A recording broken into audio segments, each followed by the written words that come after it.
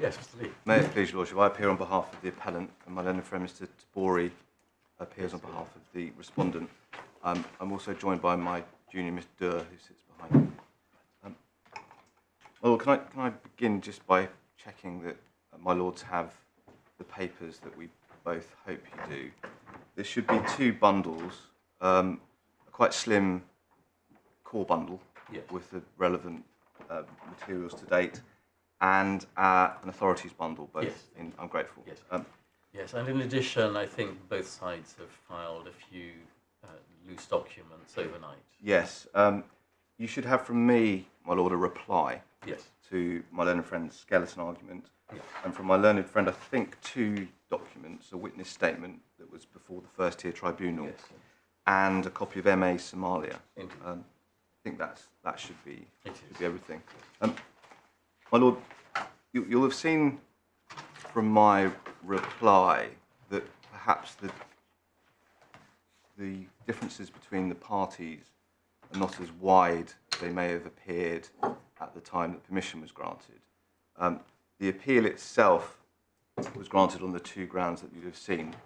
The question of the relationship between education and dependency, and ground two, which was a question of the correct approach to the evidence of dependency. It's been called the difference between a global or a singular approach. I don't think that there may be some subtle differences in approach to both those questions from the appellant and the respondent, but not much is my submission. We would say that the question, to sort of begin at the end, if I may, the question whether or not education is an essential need for the purposes of dependency under the directive, the answer to that is it can be, and often will, but it's, as ever, an intensely fact-reliant exercise, and calls for particularly rigorous and careful analysis of the evidence. And the answer to whether a global or singular approach is to be applied, our answer is perhaps not the most helpful one in the world, but it's that it depends. It depends on the evidence, and it depends on the circumstances. So, if I may, what I propose to do, and sorry, I should also say that because the issues have narrowed slightly, and because the differences between the parties aren't particularly wide, although we do obviously disagree as to the effect of the answers to those arguments and to the disposal of the appeal, but I don't think we're going to be as long as we thought we might. So there's I don't want to make myself or Mr. Tabori a hostage to fortune, but there's, I'd say, a prospect of finishing by lunchtime. Well, it was listed for half a day, so we were certainly envisaging to finish by lunchtime. So I'm sorry, I had it as a day, so luckily I've prepared submissions that will be completed by. Now, obviously, both sides must take the time that their cases fairly require, but we would be surprised if this strayed into the afternoon. Yes, I'm grateful.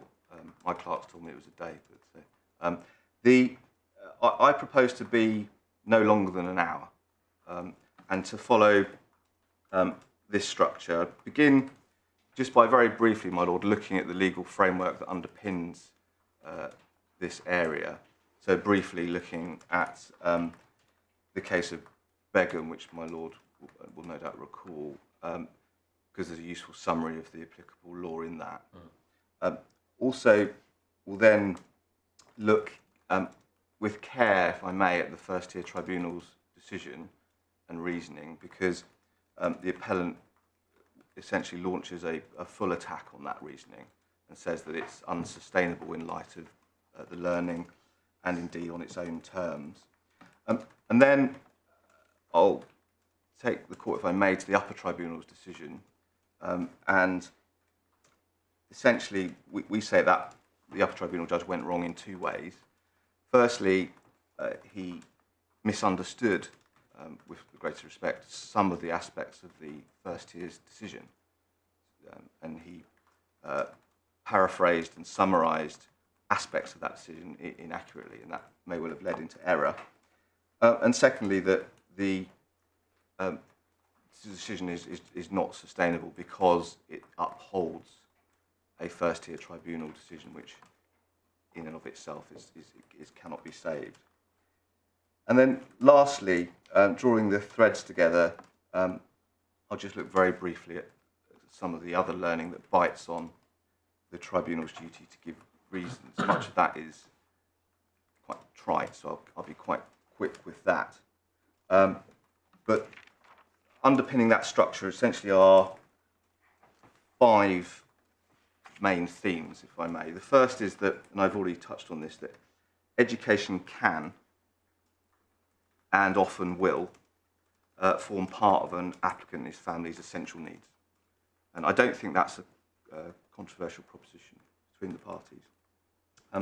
Secondly, that I think it's to a large extent accepted, again, by both parties, that nowhere in that first-tier tribunal determination does the first-tier tribunal grapple with or consider whether, on the facts of this particular case, the appellant's education formed part of his essential needs. So they don't, in my submission, anywhere in the determination explicitly ask or answer that question. And for the reasons I'll come on to, we say that's fatal to the sustainability of the decision.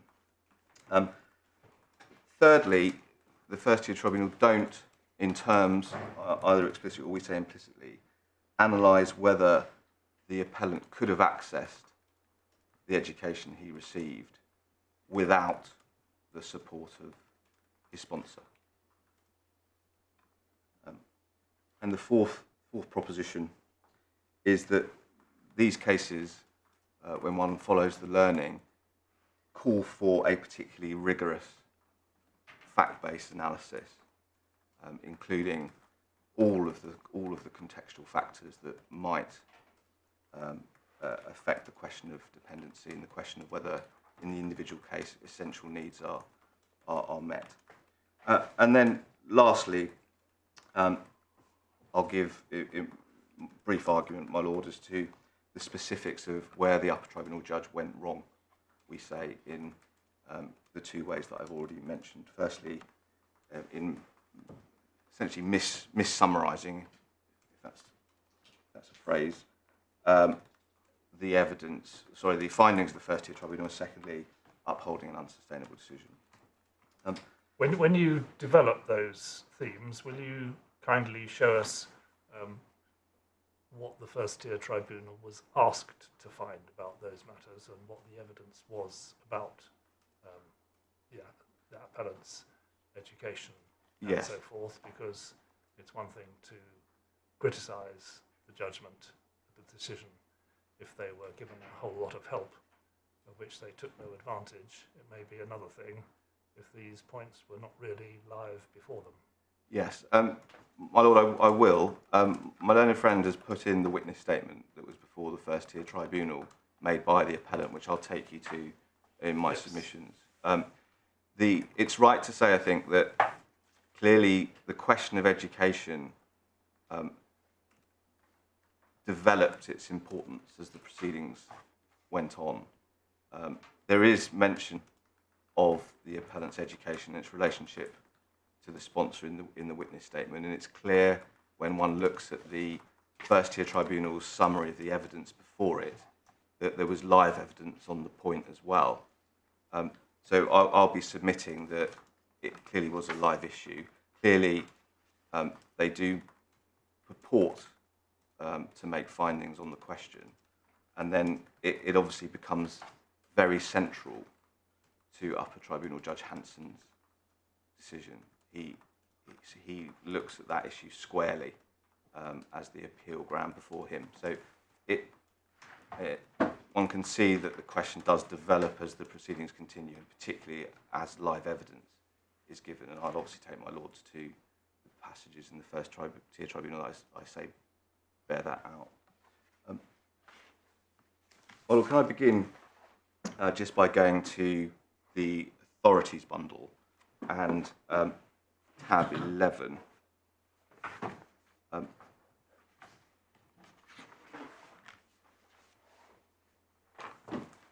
It's page.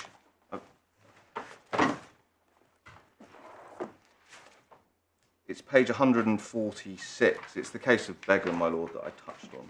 Yes. Page 146 of the hard copy. It's actually page 132 of the PDF, my lord, on the electronic authority.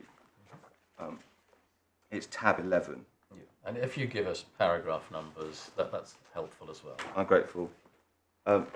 So I'm just going to use, if I may, the authority of Begum as a sort of helpful structure to the law, because it's summarised in the opening paragraph. So just beginning with paragraph 11 under the heading Extended Family Members.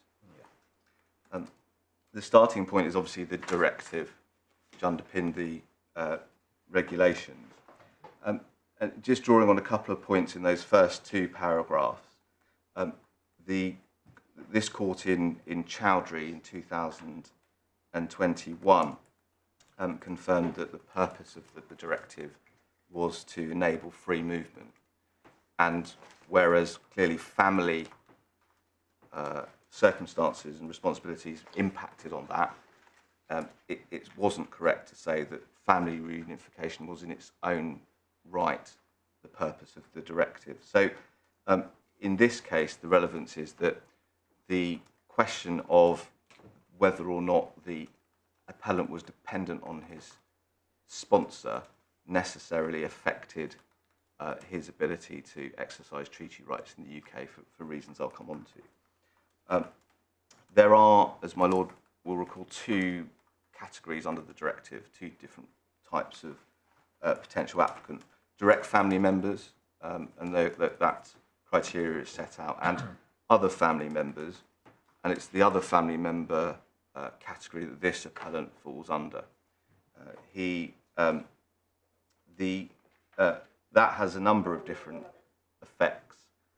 Firstly, someone who is an OFM, if I can use that abbreviation, have to show dependency as a matter of EU law combined with domestic law, both in the country of origin, and that dependency has to continue into the country of the host country. So in this case, it fell to the appellant to demonstrate that he was dependent on his uncle in India, and that dependency continued when he came to the UK. Again, for reasons I'll come on to, the only question before the court in my submission is the dependency in India.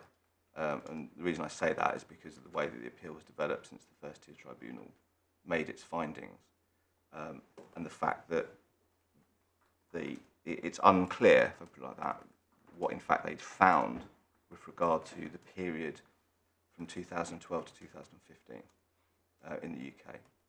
So the reason that the focus has become on India is because he must establish that dependency in order for the dependency in the UK to be relevant at all. So he doesn't get past, he can't rely simply on dependency in the UK. He has to show. And on your submission, at what date? So at the time immediately before his departure from India. And so on the facts of this case, that's when? It's 2012. Right. Now, don't take this out of turn, please. But at some point, certainly speaking for myself, I would value your help on whether it's going to be significant. By 2012, he's aged 20 or 21. Yes. So my answer to that, and this will, I suspect, become a fairly common theme, my lord, in my position, is that it might have been, but it was a matter for the first tier tribunal to consider and decide that. It's may well have been a relevant factor in an assessment of whether or not his education amounted to one of his essential needs. But the question is not asked, the question is not answered. And it may be that if it was answered, that an analysis of the position could have led to one of 2 or 3 different answers, but it wasn't. The first tier probably doesn't use that as their reasoning. They don't look at the position and go, well, education is not one of his essential needs because he's now 21. It's just not grappled with in my submission. That's the flaw. The appellant is left not knowing what the key findings are on the core issue as it became in the appeal. I mean, it goes back to, I think both parties would say that not every aspect of education throughout an adult's life, for example, can properly be described as amounting to an essential need, but it can, and it demands an analysis. It demands a rigorous fact-finding exercise for the reasons that I'll come on to. My Lord, I was just briefly before I leave Begum, recital 6 is also set out at the bottom of paragraph 14. That says that the examination of the personal circumstances of the applicants, such as this one, and their relationship with the union citizen, have to be examined, taking into consideration their relationship with the union citizen or any other circumstances, such as their financial or physical dependence on the union citizen. There's then, at paragraphs 15 to 18, an analysis of why dependency in the UK is necessary as a matter of domestic law. So it doesn't, in my submission, arise directly in this appeal. And then the relevant regulations, my Lord, which do bite on this case. Paragraph 19, Regulation 18.4, which makes it clear that it's a discretionary provision, which in the circumstances of a case like this means there's a 2-stage process. Firstly, the applicant has to establish that he falls within the regulations, so that he is a other family member of an EA national. And if he does establish that, it's then a matter for the Secretary of State to examine all the circumstances and decide whether it's appropriate to issue a residence card. And then Regulation 8, which is set out paragraph 20 of Begum, is what has to be established by the individual in order to meet the requirements. And as I've said, it amounts to a two-stage process. 1, what was the position in the country of origin, and 2, what's the position in the country, the host country. And then finally, paragraphs 22 and 23. Paragraph 22, person is to be treated as a dependent of the EA national if, having regard to his or her financial and social conditions, he or she is not in a position to support himself or herself. If I could invite my lords to look at tab 3, which is the case of Gia, and paragraph 43, that case.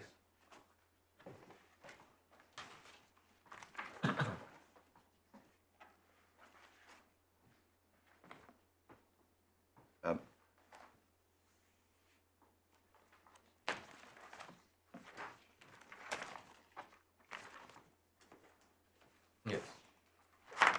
This was the European Court's answer to the question as to what had to be established with regards to dependency. And just to cite it, in those circumstances, the answer to question 2A and must be that Article 11D of Directive 73/148 is to be interpreted to the effect that dependent on them means that the members of the family of a community national established in another member state within the meaning of Article 43 EC need the material support of that community national or his or her spouse in order to meet their essential needs in the state of origin of those family members or the state from which they have come. So dependency is established by establishing that there is support which is meeting an essential need or a series of essential needs. And just two final citations in the authorities, if I may, at tab 11, paragraph 43.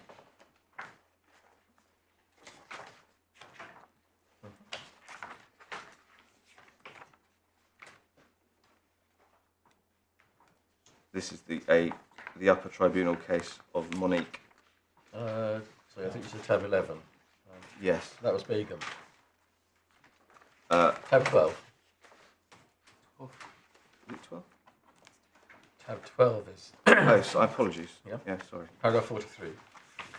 Yes, thank you. Right, thank you very much. Yes, just a very brief paragraph. And this is the tribunal emphasising that where there is a dispute between the appellant and the respondent as to dependency, there should be a careful evaluation of all the material before the judge to see whether the applicant has satisfied them of those matters. And then finally... Putting it that way, it seems clear it is for the applicant to satisfy the tribunal of these matters. Yes, yes. The appellant throughout will carry the burden of establishing the position. So an applicant who wants to rely on one particular aspect of his essential needs has some burden to make that clear to the tribunal and to adduce the evidence. Would you accept that? Yes. I mean, I think my Lord will see how I put it when I go through the first tier's reasoning, but I think one can look at the way that the first tier tribunal deal with the evidence and their reasoning and be reasonably satisfied that the question of education became central to the proceedings. And I'll go through that in some detail.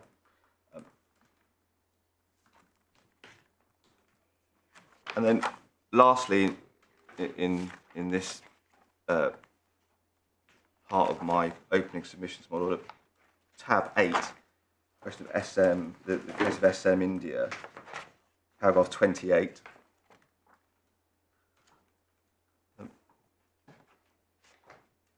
This is this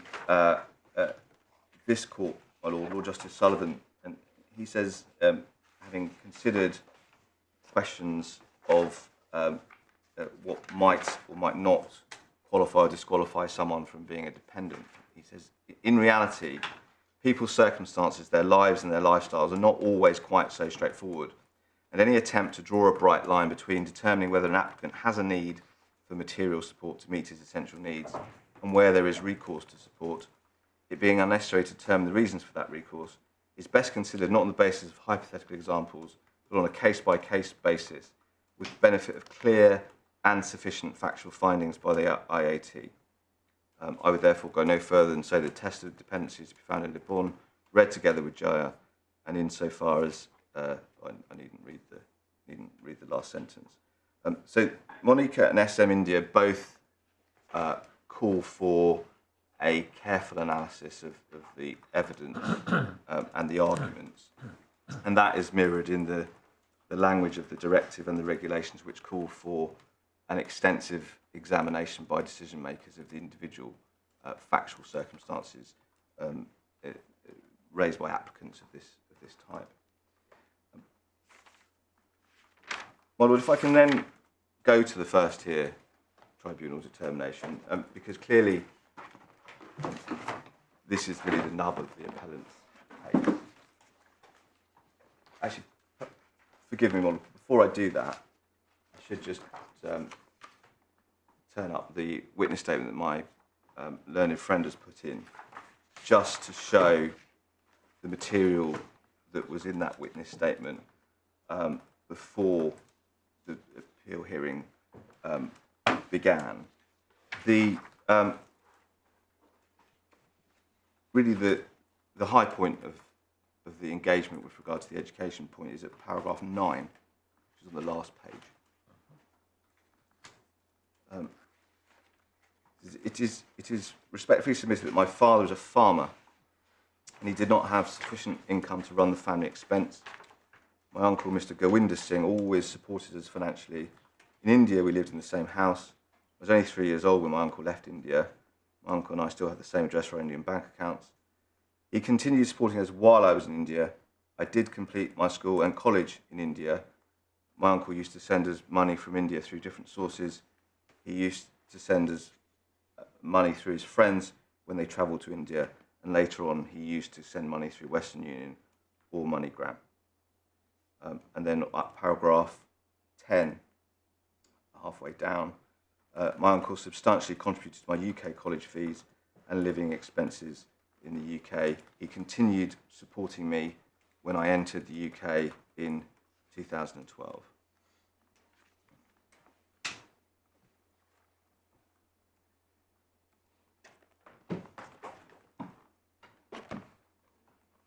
Well, the first tier tribunal's decision is at tab 9, page 65 of the core bundle.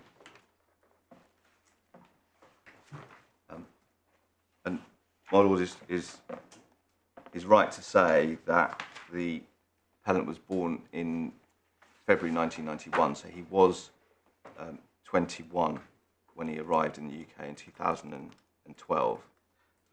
You'll see from the witness statement that his evidence was that he completed in India school and college before he came to the UK. Yeah. I mean, he doesn't in the witness statement.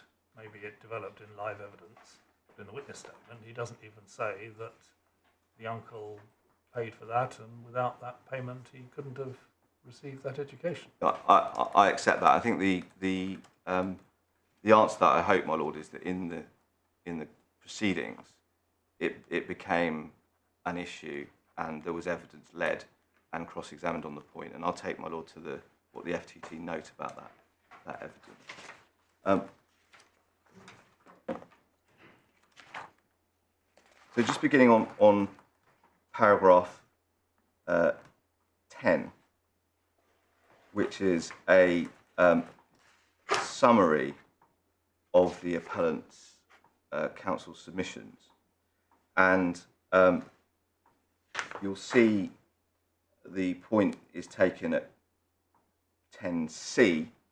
The cases of Levon, Pedro and Lynn are cited, and the point is taken that there's no need to demonstrate the sponsor provided the only source of funds for the upkeep and maintenance of the extended family member, and being dependent on the sponsor through choice is sufficient to establish dependency for the purposes of Regulation 8.2.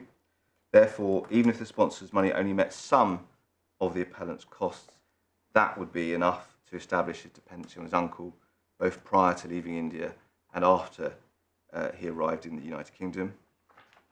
And then at 10E, the appellant needed the support of the sponsor to obtain his student visa, as the income obtained through the farm was not enough. Then at paragraph 16. Is paragraph 10 a full and accurate account of the submissions made to the FTT? I can't say whether it's full. It's a summary. Is there anything important missing? Are you submitting? Well, as to what was submitted? I'll come, if I may, my lord. I'll come on to where I think that. Important. I mean, I ask because, unless I've misread it, it doesn't even mention the word education. No, but I'll hope I'll make good, that point, in later references. But I do accept that. It's a matter of fact that it's not there.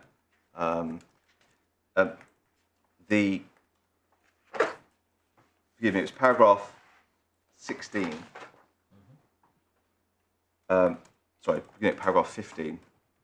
This is the tribunal's summary of the evidence before it. Prior to moving to the United Kingdom, the appellant lived in India with his parents. We are told that the appellant has a younger brother who left India to come to the United Kingdom to study prior to the appellant doing so. Before leaving India, the appellant was in education, but he also worked on the family farm along with his father. His father owned the land. During his oral evidence, the appellant stated his uncle was helping him and his family by sending about 40,000 rupees on 4 occasions between 2008 and 2012, with the last sum of money being received in 2011. Paragraph 16, the appellant went on to explain that the money was sent to him by his uncle to take care of his education because of the love his uncle felt for him.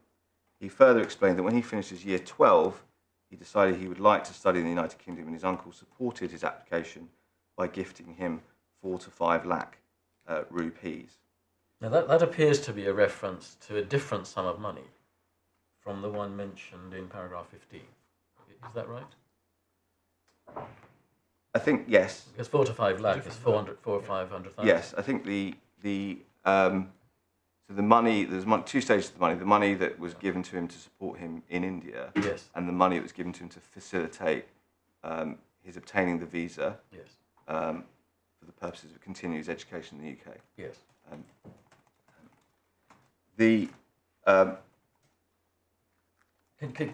As a matter of law, can you rely on the latter in order to establish dependency? Well, you can rely on the position as it was immediately before he leaves India. So immediately before he leaves India, the uncle is providing him with support to obtain his visa. Obviously the question becomes, I have to grapple with, the question becomes, then is that part of the essential need? Yes. So there's 2 stages to that question. The first is there material which shows that there was support immediately before the exit from India and the UK? So the answer to that, I would submit, is yes, on the evidence. Yeah. And the next question is whether that amounts to providing for an essential need. Yes. And so the answer to my Lord's question is yes, potentially. Yeah. It's not something that's, in my submission, grappled with by the first tier tribunal. I have to, obviously, as a matter of fairness, I can't point to a submission on the point that was made by counsel. But in principle, yes, and one sometimes sees precisely that argument made, which is that at the time of the application of the visa, everything was being facilitated by the EA national sponsor, and therefore the relevant material time, there was dependency. So yes, my Lord, is the answer. Paragraph 18 is a summary of the sponsor's evidence. He said that he moved from Ireland to the UK in December 2015 when his nephew came to reside with him in Glasgow. While the appellant was in India, he would mostly send money to him, which was mostly used to help the appellant. The money was sent mainly for the appellant because his sister and her husband had land, which they used to look after themselves, and the money was to support the appellant's education. So the sponsor's evidence at that point is directly that the money was sent for that purpose.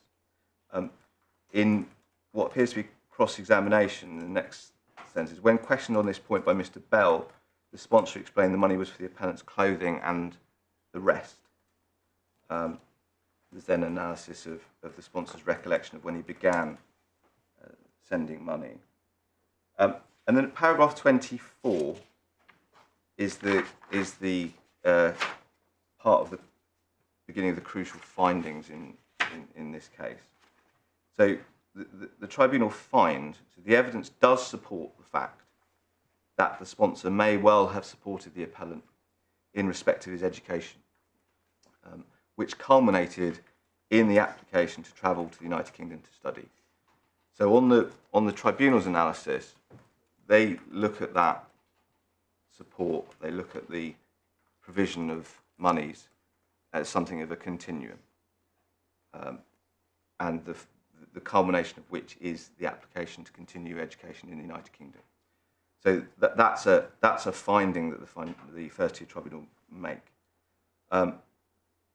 There's then an analysis of ration cards. My submission is that nothing particularly turns on that. My learned friend can take a point on it if he wishes, but I don't think it's relevant. And then the conclusions are at paragraph 26, 27 and 28. We are therefore left with the written and oral testimony of the appellant, the sponsor, Mr. Lidhar. There's no doubt they've been consistent in respect to Mr. Lidhar taking a sum of money in cash to India and giving it to the appellant on 4 occasions between 2008 and 2012. We accept these funds were transferred between the sponsor and the appellant via Mr. Lidhar, but the sponsor has not provided a reasonable or satisfactory explanation as to why the funds would be for the sole use of his nephew and not the remainder of the family, of which his sister was a part.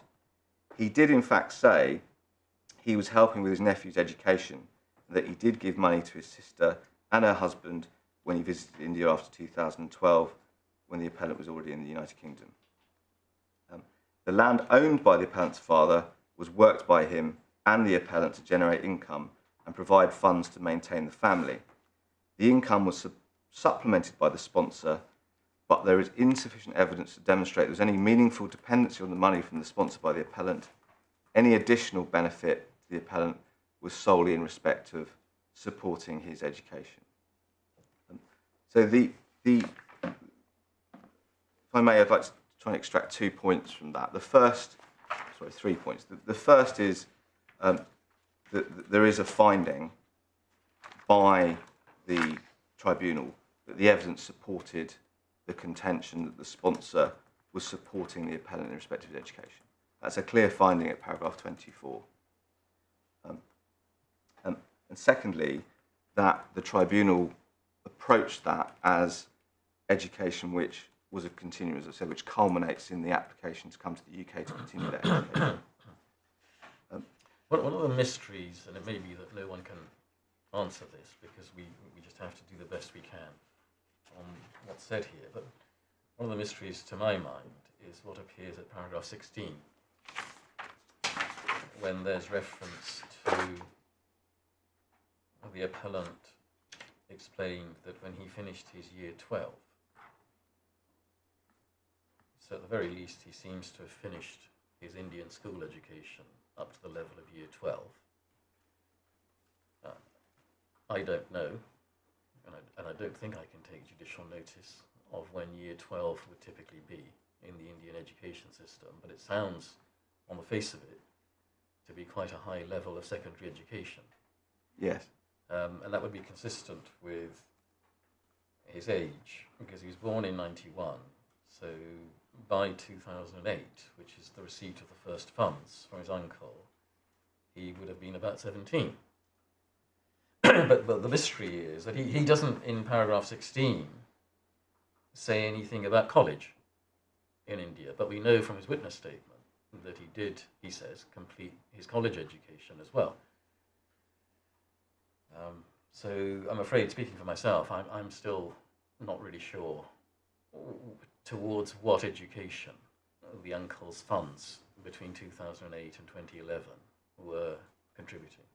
Well, I think that so obviously the central point in this appeal that I have to persuade my lords about is that the tribunal were under a particular obligation to examine the facts of this case extremely carefully, and in particular, having made the findings they did with regard to the provision of funds for a specific purpose, and that's a clear finding, they were under an obligation to consider whether or not that was meeting an essential need.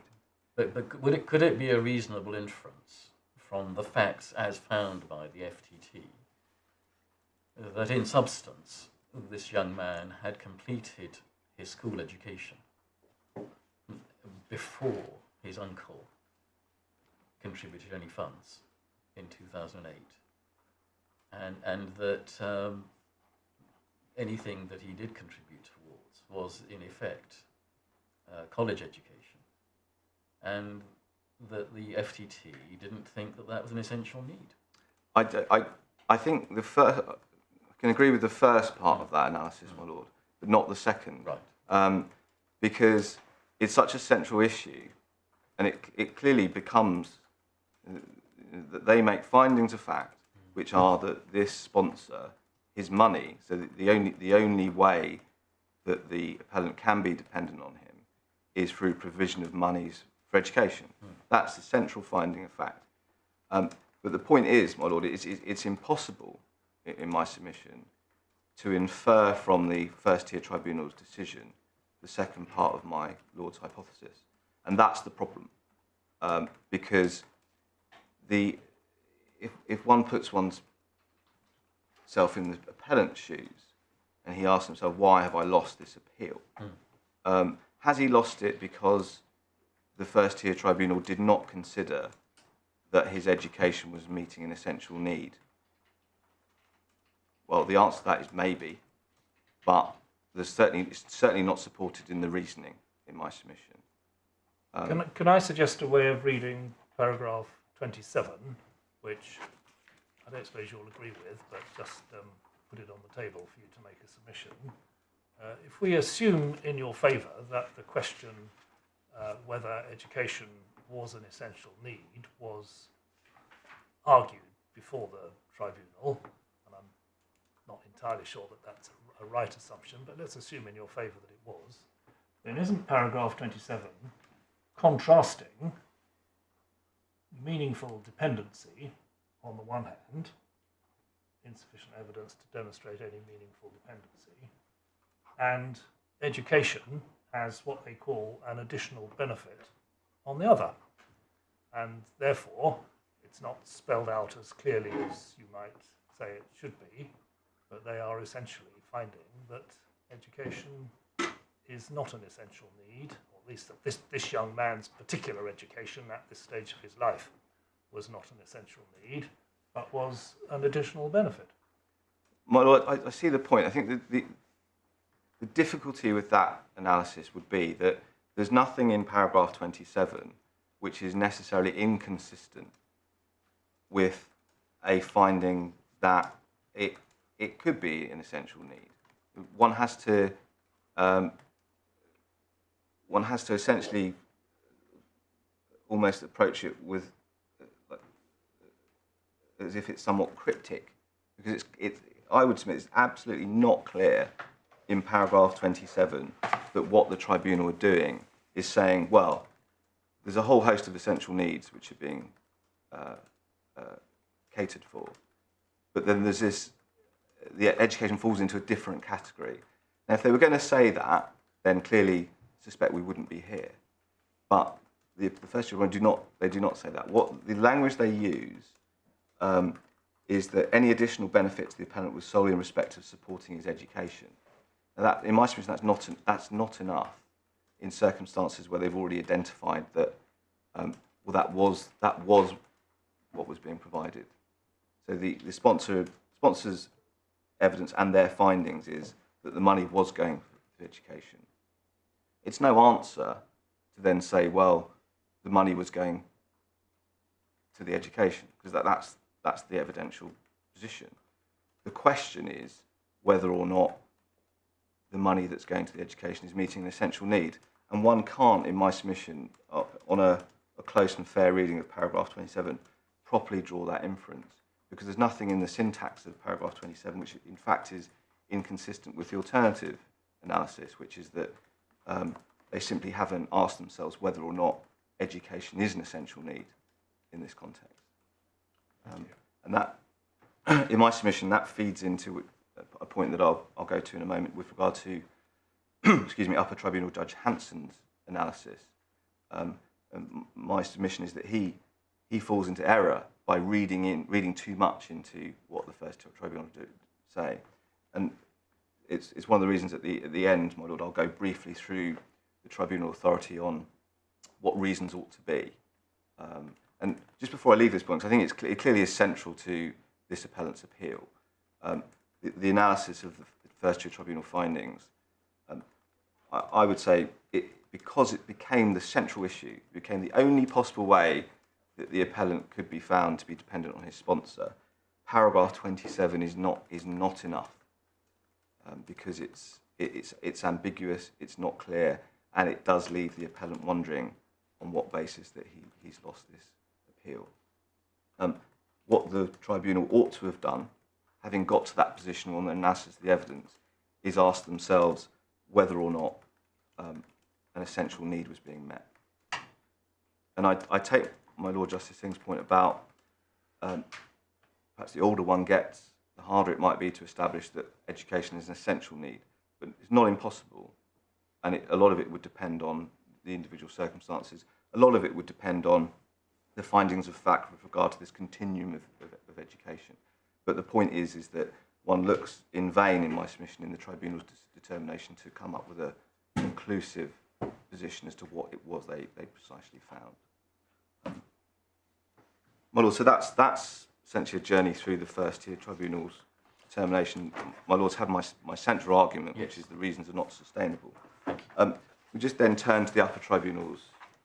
Yes, before you do that, I don't want to become unduly technical, but should we be concerned that you don't, strictly speaking, have permission to appeal on the ground that the FTT reasoning was inadequate?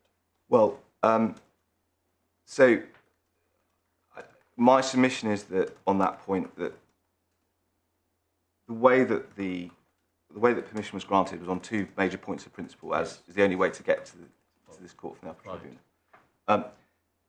Ground 1 and ground 2 overlap to a certain extent. Ground 1 is essentially the question of whether or not education can amount to an essential need.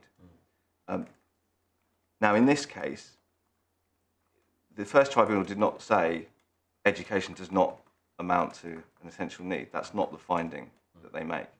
The upper tribunal decision, to some extent, appears to consider that they did. And so the upper tribunal decision is the one that's being appealed. So within the question of whether or not education can amount to an essential need, the answer that the appellant is putting forward is yes, it can. As a sort of corollary of that, and really to justify, to make that answer material, one then has to look at why it matters in the individual case.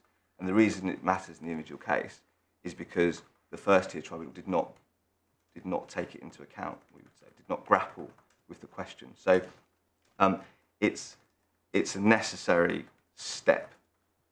I mean, otherwise I'd be simply arguing in the abstract as to whether education can amount to an essential need. And my lords would rightly say, well, this is all very interesting, but why does it matter? And the reason it matters is because the first tier tribunal, we say, did not ask the question. So they did not make a finding as to whether education could amount to essential need. And sorry, just before I leave the point, my lord's analysis of or hypothesis with regard to paragraph 27 and what it means.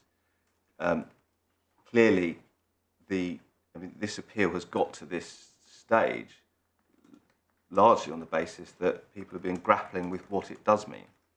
So and I'll come to the upper tribunal judge's reasoning in a moment, but ultimately the position is, we say they ought to have asked the question, they didn't, and the reason it falls under that ground of appeal is because it's the basis of why it's important that education can amount to an essential need. So the actual question has become uncontroversial, and put it like that, between the parties. My learned friend is not going to stand up and say education cannot amount to an essential need. He may take some points about what it means when one is pointed to education as an adult, but there's not much difference between us. The question is whether or not the first tier tribunal properly directed themselves in that analysis. Right. Where are you going next? Just the upper tribunal's decision, if I may, which is at tab 4.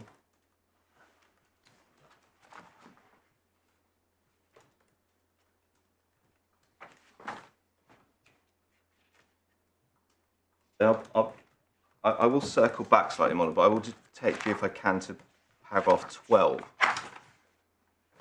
Yes.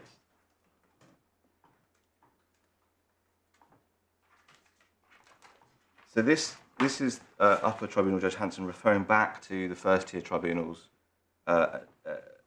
recitation of the evidence before it. Is that paragraph 24, the panel find that the evidence supports the fact that the sponsor may well have supported the appellant in respect of his education, which culminated in him coming to the United Kingdom for further studies. The appellant's evidence, recorded by the panel at paragraph 16, as noted above, was that the uncle provided funds for his education because of the love his uncle felt for him, not because there were insufficient funds available to the family to pay for such education, or that otherwise the appellant would not have had the benefit of an education. Now, in my submission, that's simply an unsustainable analysis of what the tribunal actually said at that point. It might be necessary, I'm sorry, just to go back to paragraph 24 of the first tier tribunal's decision, tab 7 again, just to see what they did say.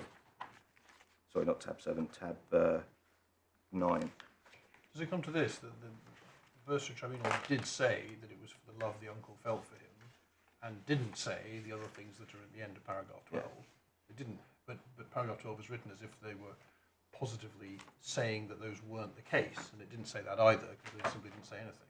Yes, and the inference is, yes, my Lord, I'm grateful, but the inference also is that in some way the motivation of the uncle is somehow inconsistent right, yes. with the requirement of the nephew, so that, which is the non sequitur, just because the uncle is, he's obviously providing it out of some either love, obligation. That's his motivation, but it doesn't say anything about why the appellant needs it. It just simply doesn't. So, and that's clearly a central finding in my submission by the judge as to why the first tier tribunal's decision is sustainable. Because what he's saying there is that they've made a finding that it's not an essential need. And I'll come on to some of the other points in that. Isn't he simply recording what the appellant's evidence was? It was the appellant's evidence that the money was provided because of the love his uncle felt. That's what the first tier tribunal say. But the judge here says it was not the appellant's evidence that without the funds, the appellant would not have had the benefit of the education. And that's true, isn't it? The appellant didn't say that. He didn't say that, but I'll, if I may, I'll come in later on in the determination. The judge circles back on that finding. So, but yeah, yes. But I accept my Lord's point, but why those things that he didn't say are amongst a whole host of other things he didn't say. So obviously the judge has picked those things for a reason. So the one doesn't follow from the other. So it's a non sequitur in my submission. It's right to say that the appellant didn't say that the money was provided. Well, it's right to say that the record of the evidence at paragraph 16 is that he said he was given it for the love of his uncle. But there's no inference in my submission that what he meant by that is that it was for those reasons and not for the others. I mean, there's no, in my submission, logical way one gets from A to B in those circumstances. And the judge must have recorded that for a reason. Whereas I take my Lord's point that, strictly speaking, it's correct, but it's correct in the way that he didn't say a whole host of other things as well. So he must have chosen to make that point at paragraph 12 for a particular reason.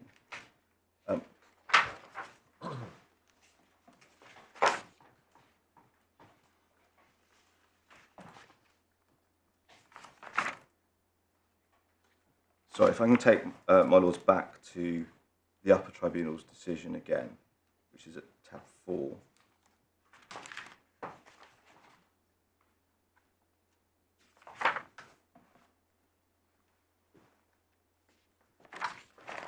There is, and I'll deal with this very briefly, but I think it's important to record this, given that this is an appeal from the order as a whole. Paragraph 6 of Upper Tribunal Judge Hanson's determination, he misrecords or mis-summarises what the first tier tribunals say at paragraph 24. I won't dwell on it, but essentially the first tier tribunal's findings at paragraph 24 were that no information had been provided as to how the brother had been supported in India. And paragraph 6 of the upper tribunal's decision does appear to conclude that no evidence was provided as to how the appellant was supported in India. It's a grist to the mill point in my submission as to the general approach of the upper tribunal, but nonetheless, in my submission, it's important enough to be at least noted. At paragraph 8, there's a summary of the appellant's grounds to the upper tribunal. The appellant sought permission to appeal, alleging the panel had made a misdirection in law about whether education formed part of his essential needs, asserting that it did, and therefore that it was necessary for his uncle to provide remittance for the appellant to meet his essential needs. And the judge's findings at 24 and 29 were sufficient to enable the appellant to succeed in his appeal. Then at paragraph, there's then a recitation of the relevant authorities and then the directive at 22. And then the findings of the judge are at 23 to 26. The core question that arises in this case is whether the person claiming to be dependent on the EA National family member only needs to show they received funds from the EA National to meet one of their essential needs, such as education, indicating a singular requirement, the appellant's case, or whether the requirement of the regulation directive is for such a person to establish that such assistance is required to meet all their essential needs as a whole, the global argument, as found by the panel. This issue was discussed with, it should be Miss Brown, on the basis of a singular versus global argument. The finding of the panel is clearly that it is the global argument and test that prevails. It's not made out this matter was aired before the panel in the specific terms, but the panel's approach is clear from their specific findings, 27, 28, which we've looked at. Paragraph 20, excuse me, paragraph 25, the core finding of the panel is that the appellant had not established that he required the material support of the EA National sponsor in order to meet his essential needs, which included his education. Now pausing there, my submission is that's not an accurate analysis of the first tier tribunal's decision. They haven't identified that education is one of his essential needs. Indeed, and this, my lord, is where I say that the judge circled back on my lord's point. Indeed, as the reason given by the appellant for such support was due to the love his uncle felt for him, the panel finding that it had not been established on the evidence that the appellant needed the financial support of the EA National in order to meet his essential needs is a finding within the range of those reasonably available to the panel. I do not find the panel's erred in law. So if one looks at the way the upper tribunal deal with the point, the judge appears to be saying that the tribunal did conclude that education was an essential need, but that the need for that support was not, in effect, was due to the love the uncle felt for him, not for the reason of dependency. So what the appellant is left with in my submission is a finding of the first tier tribunal which is not clear as to what exactly they're finding with regard to the provision of money to support his education. It's not clear, and I think the respondent accepts this, that at no point do they say that the provision of education could, is, or should be treated as an essential need. They don't answer that question. But the upper tribunal have dismissed his appeal on the basis that they have done that, but they've made a different finding, which is that he's not dependent because the money is being provided essentially over and above the essential needs. So it's confused, in my submission, it's confusing, and it leaves the appellant, as I said earlier, wondering precisely why he's lost his appeal. And the reason I took my lords to the learning briefly at the start with regard to the correct approach in this very specific area of EA law is that both the authorities, the directive and the regulations all point to the need for an extensive examination and very clear findings of fact in the individual case. And in this case, in my submission, the first tier fell short, and the upper tribunal erred in law by sustaining the decision, which is unsustainable on its own terms, and secondly, by, in my submission, just misdirecting themselves as to what the first tier tribunal found. And of course, this is an appeal against the findings of the upper tribunal. And so if my lord's with me that is a confused and confusing finding, I'd ask you to allow the appeal and for it to be remitted back for proper findings of fact by the first tier tribunal. Of course, you're right in one sense that the appeal to this court lies from the upper tribunal, but don't we have to bear in mind the underlying substantive reality, which is the fundamental question is, did the FTT go wrong in law? Yes, I mean, I put it squarely that the question of the analysis of that paragraph, where they make the finding that the money was for the education, and they describe it as an additional benefit, that's where the nub of the appeal is. It assists me, and I hope this isn't impertinent, but it assists me with regard to the question of how opaque the reasoning is, to point to the upper tribunal's approach and say, well, he found it difficult. Yeah, we understand that submission. Your fundamental submission has been that the upper tribunal misunderstood what was actually being said by the FTT. I wanted to ask you, if I may, about another aspect of the upper tribunal's reasoning. Because certainly at paragraph 24 and following, the upper tribunal's reasoning appears to place emphasis on the fact that it was the global argument rather than the singular argument. We may hear submissions from Mr. Tabori about that, but certainly in his mind, upper tribunal Judge Hanson appears to think that was a significant point. Perhaps I shouldn't confess this, but I have to say I struggle with precisely how that works as an intellectual exercise. If one has to establish essential needs, sometimes it will be a singular argument. I may be providing purely a roof over someone's head, but that's meeting an essential need, or I may be giving them £1,000 a month. Yes, I mean, this may be too simplistic an approach, and it may not matter anyway on the facts of this case, but it had occurred to me that it might be said, as a matter of principle, that the greater includes the lesser.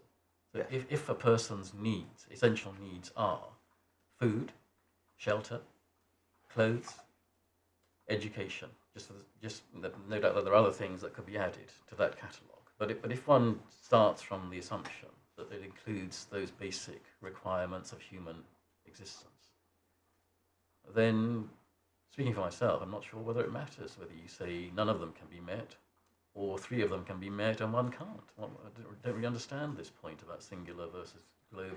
If one of the essential needs can't be met, then it might be said, well, that's enough. Yes, I mean, that's certainly our position, model, which is that, and where it might be where the upper tribunal judge's approach might be material to this case, is that he appears at paragraph 24 to conclude that comes quite close to concluding that if the money is singular, so it's purely for education, it can't be enough because of the global argument.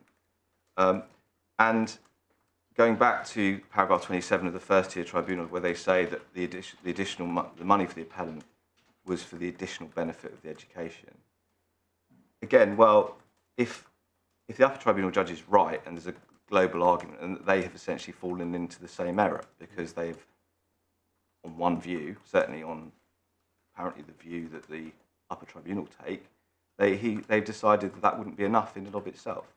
Now, I fully accept that there may be evidential difficulties about a 21-year-old man saying my education is so essential that it amounts to essential need. But he is entitled to a finding on the point, and he's entitled to be able to know why that he has lost twice.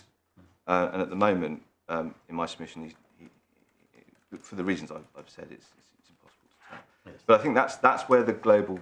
Well, so the appellant's position, I think, is the same as the respondent's, which is a judge or the decision maker of the Secretary of State will simply look at all of the evidence and decide that absent the support, would an essential need or a number of essential needs not be met. And one would clearly be enough.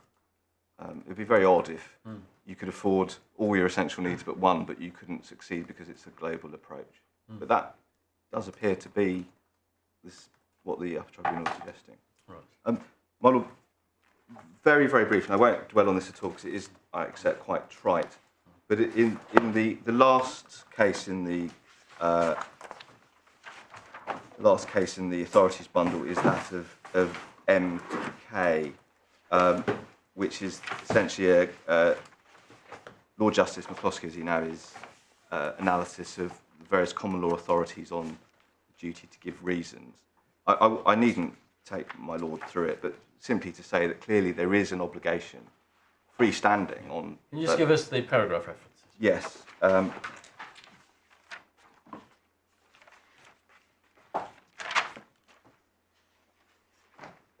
forgive me a moment.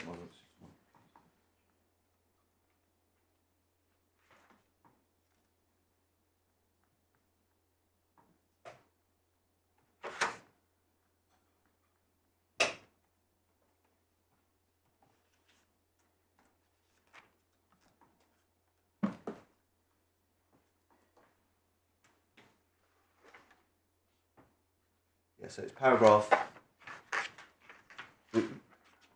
7 through 9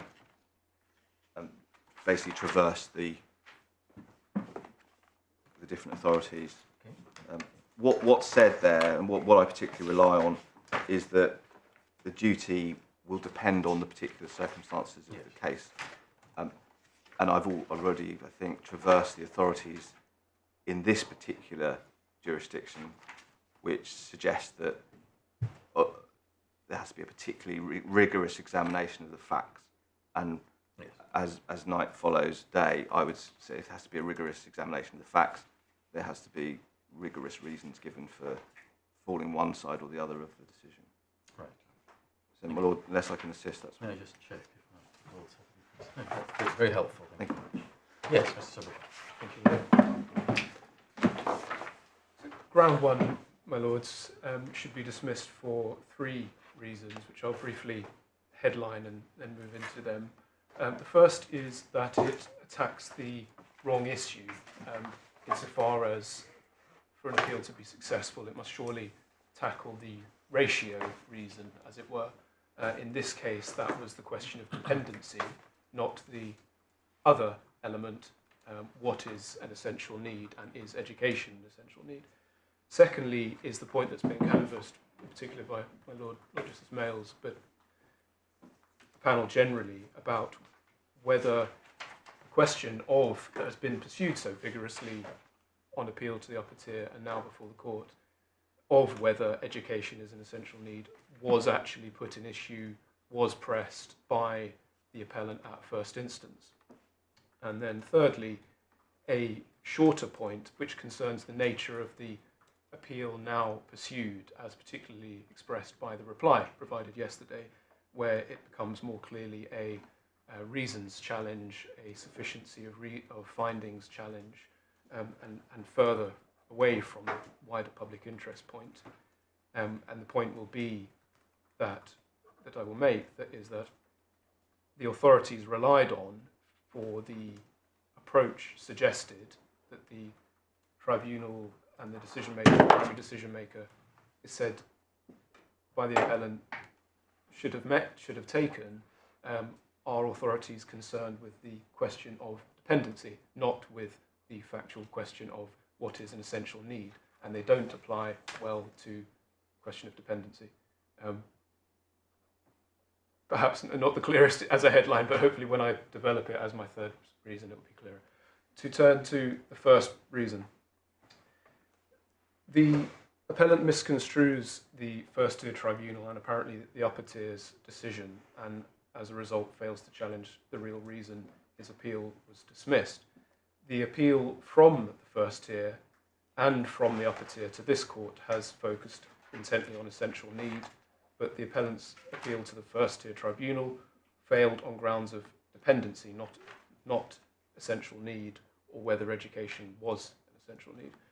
That is apparent, first of all, from the upper tier's judgment, who, much as it didn't need to, because the point I'm making, well, my second reason about it not having been pressed below, the upper tier nonetheless engaged with the point and was prepared to accept that education was an essential need. And we see that, for instance, at its paragraph 23. It says, the core question that arises in this case is whether the person claiming to be dependent upon the EEA national family member only needs to show that they've received funds from the EEA national to meet one of their essential needs, such as education. So there was no contestation or pushing back on that question. 25, the core finding of the panel is that the appellant had not established that he required the material support of the EEA national sponsor in order to meet his essential needs, which included his education. So it's clear from the upper tier's findings that it was prepared to accept that. The first tier, for its part, at no point held that education was not an essential need. So the slightly grandiose appeals based on determination or failure to find that education was an essential need, it was essentially by the by, both for the first tier and for the upper tier. And as I'll come on to in my second reason, which I've already advertised, there was good reason why there was no specific determination from the first tier as to whether education was an essential need or not. Namely, it wasn't pressed as such, it wasn't relied upon as such. And lastly, so upper tier, first tier, the Secretary of State in her skeleton that I've drafted, has confirmed that it's not disputed that education may constitute an essential need. So essentially it's pushing against an open door, but it wasn't the ratio of the first tier's decision at first instance. So much as my own friend's point has been in response to questions in this regard, even if it's not apparent in the witness statement, it became part of the proceedings. Well, it became part of the proceedings on appeal, by which it is too late, because you cannot at that stage say you failed to do this, that and the other when the tribunal wasn't asked to do it. So does that follow from that you don't accept, and don't adopt anyway, the analysis of paragraph 27 that I suggested to Mr. Lee? Regarding additional benefit money? Yes. My Lord, I put it like this. I am with you that is a finding that pointedly indicates that the tribunal did not think that that there was dependency. And we see that because it chimes with, one, it of itself as language is to be contrasted with need and dependency, that which is an additional benefit. Two, because in Lord Justice Maurice Kay, in the case of Bigia, used exactly that language to contrast a state of dependency with a state of mere benefit. take you to that now because it's arisen now. It's in EO Nigeria at 23.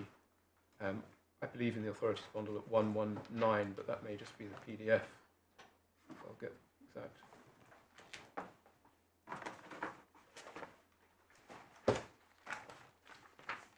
It's at 117 in the pagination number, paragraph 23. Yes, it is page 117. So if I can just highlight that the passage beginning, no doubt the appellant benefited from and was better off as a result of the sister's generosity, but that is not synonymous with dependency, as that concept is understood in EU law. So I'm absolutely with you, my lord, on that point. But the larger point, if you like, is that much as there was description of the state of the relationship, the nature of the support, whether it was benefit or dependency by the first instance judge, it wasn't determining it because it wasn't an issue before him.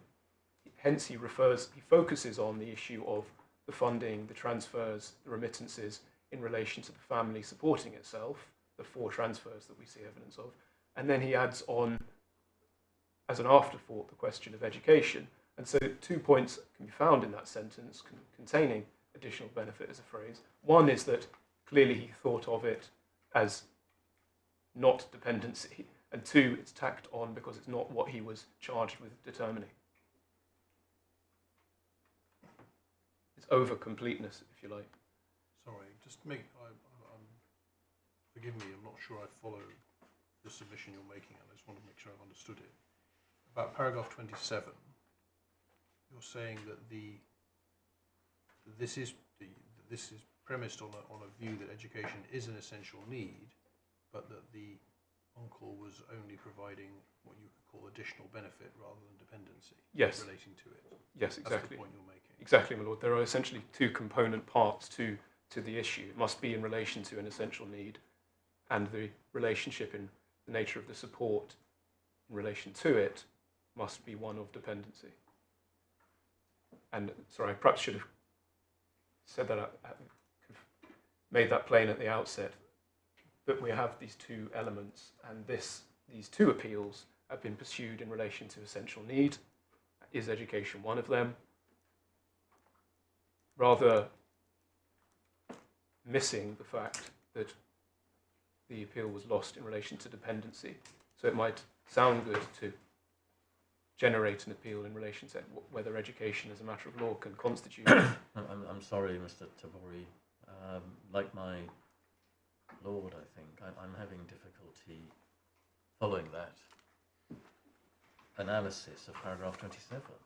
At least on the face of it, it appears to me to bear exactly the meaning that my Lord Justice Mayles gave it earlier, which is that they were contrasting education in the sense of being merely an additional benefit from being an essential need. That's the purport of the last sentence, it might be said. My lord, my reading of it is to say that it's talking in terms of the dependency question, not whether it's essential need. If I'm wrong, for reason of comparing Maurice Kay's Lord Justice point, if it rather describes, goes to the other issue of whether it is an essential need and finds that it is not, it makes no odds ultimately, because it wasn't an issue for him to determine. That I understand. Yeah. If one changed the facts slightly, just to test the point of principle, suppose this were not a 21-year-old, but an 11-year-old. I don't see how a tribunal could sensibly utter a sentence like the last sentence of paragraph 27 on those facts. How they could possibly describe education as being simply an additional benefit. I think what they were saying was that on the facts of this case, this young man's education in these circumstances was not an essential need. As I say, my lord, if you if your reading is correct, if you like, and I would accept that it could the phrase additional benefit could describe the need and not just the relationship, then yes, that would be inapposite, if you like, to describe education for a child. But then if that had been probed, if it had been the case that at first instance the appeal had been pursued in terms of I am dependent in relation to I have been before I came here, dependent in relation to education, which it manifestly was not. I'll come on to even more reasons why that's clear. Then we would have got into that difficult territory. It would have been considered, for instance, that, again, this might be a judicial notice point, but at least a lot of these things arise as a sort of counterfactual because they weren't pressed at first instance. But in India, there is free education where it's compulsory, i.e. up to 14. So it would be a totally different case, my lord, ultimately. If you had that, you would have, yes, it's an essential need, but you weren't dependent on him for it because you got it for free. So it's a totally different case. In this case, whether the first instance judge is referring to dependency, as I read it, or as my lord says, my lords say, it's finding that it's not an essential need. It was correct on these facts, but it's essentially obiter because the case was being pursued on a different basis, not on the basis of, one can see all sorts of difficulties that the appellant would have run into if they had tried to pursue education as a question of dependency, some of which my lords have raised. Not the least, getting ahead of myself a bit, but whilst we're on it, the finding in another of the Court of Appeal cases in this area,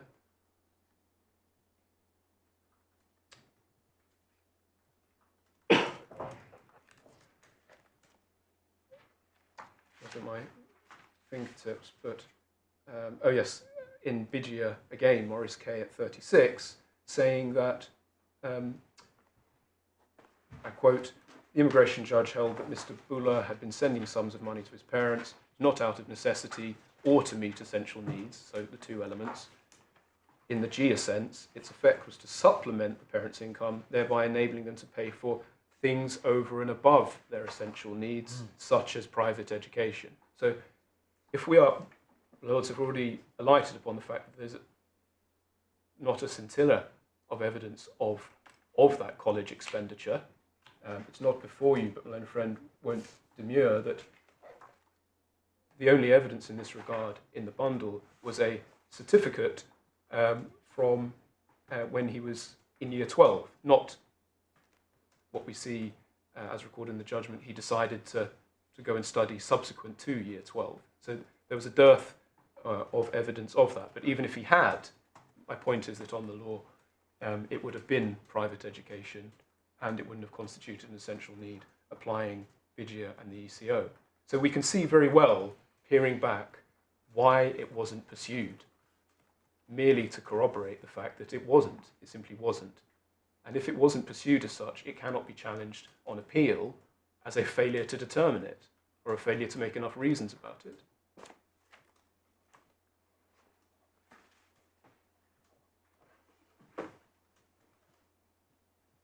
And just whilst we're there, I'm conscious that going out of my order, but it may be more helpful, is on the wider public interest point contained in ground one,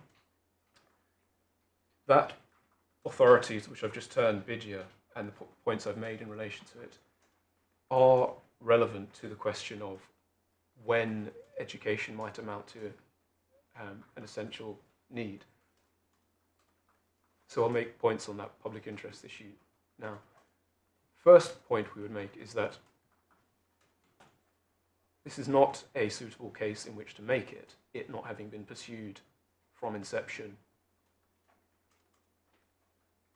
The second point is that unlike the various authorities that my learned friend relies on in his reply, this is the point I was going to make as my third reason, which all concern the detail of the focus and the scrutiny and the rigor of the analysis, etc., in relation to the relationship of dependency,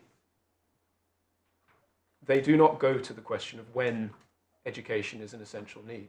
That is susceptible to being categorized, classed, carved up, simply in the way that was done in Bijia, the common sense position that if it's private education, fees, that's not an essential need.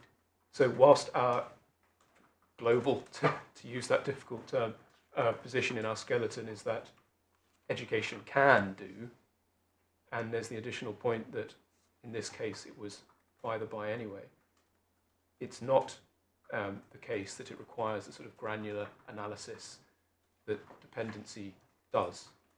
So if you were to determine that point and say, well, we're here, it may be useful to tribunals to say something about it, our point is that yes, it can be, but there are great tranches of education that simply cannot be, and you already have Court of Appeal authority on when it won't be. And how useful that would be, I'm not sure, because as I say, compulsory school education in India, at least, is free, so you're never going to get the dependency element anyway. So it's not necessarily a useful exercise for the Court of Appeal to determine this. Not a useful case, at least. Maybe there would be a country of origin where there wasn't free school education and an uncle was sending remittances to pay for a 10-year-old's access to school that would simply not be there otherwise. Perhaps it would arise there, borrow from my Lord's point about surely if they're a child it might be an essential need. But it's not this case. Query whether it's a suitable case, therefore, to determine it. But if you do, as I say, then whilst it can be, it's not it doesn't require the degree of granular scrutiny, etc., as dependency, because, as I say, great whole stages of education and types of education are not case-by-case determinations. They are clear and have already been determined by this court. So that is on the public interest point in relation to education as essential need, which, as I've said, was not an issue at first instance anyway, but has nonetheless reached the Court of Appeal.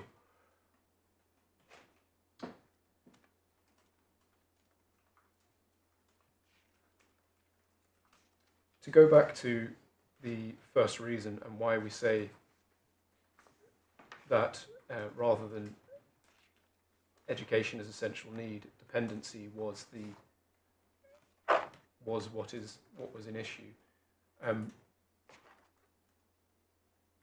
Even though he did not need to determine it, and Tribunal Judge Hanson could have said, well, I would infer, just reflecting, that Upper Tribunal Judge Hanson had to determine it because it had been granted permission by first-tier Judge Adjo. But leaving aside his being compelled to do so, he could have said that wasn't an issue below. Nonetheless, he does engage with it, but he makes findings on it. And his finding is succinct, but it is legally sufficient, and it is at his paragraph 25, which is 48 of the core bundle, which we've looked at already.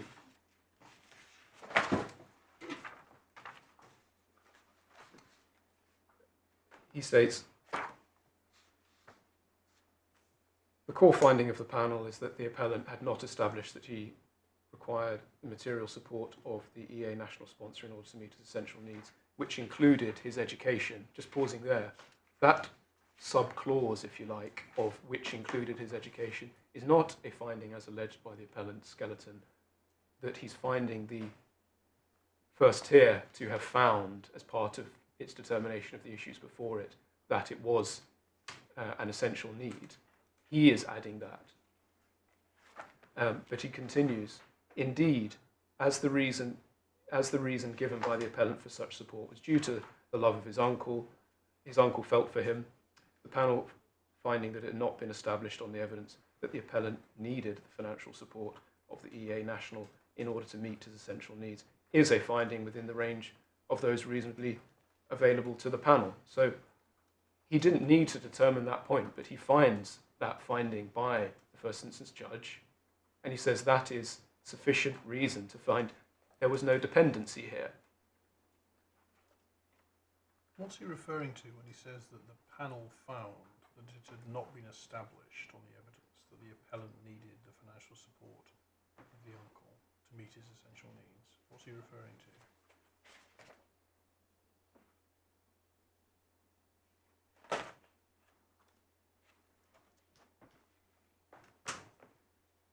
Well, where in the first tier tribunal did it find that it hadn't been established on the evidence that the appellant needed the financial support of the EA National?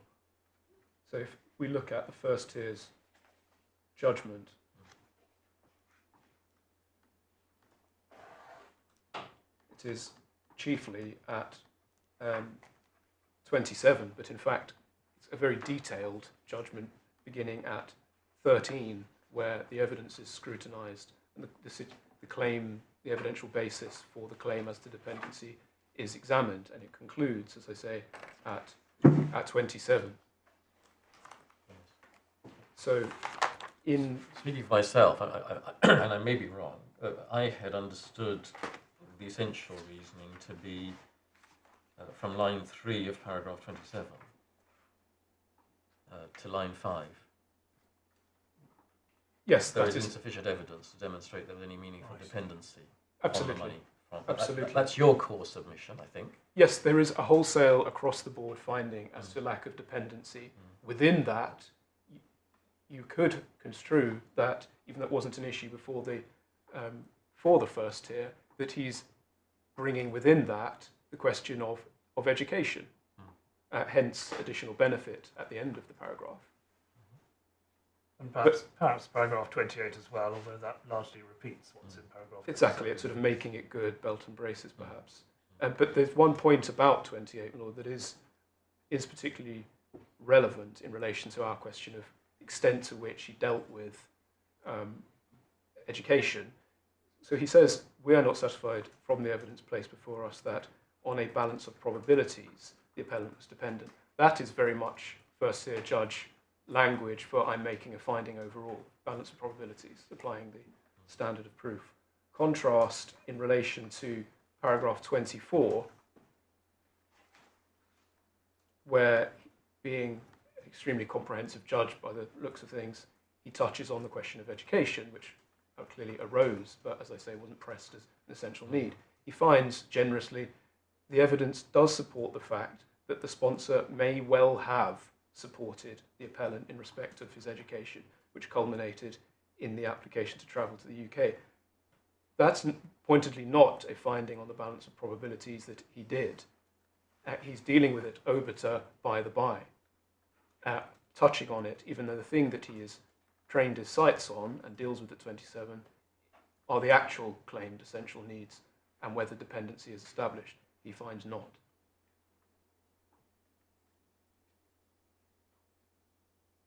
So I take my my Lord's point, Lord Justice Birss, about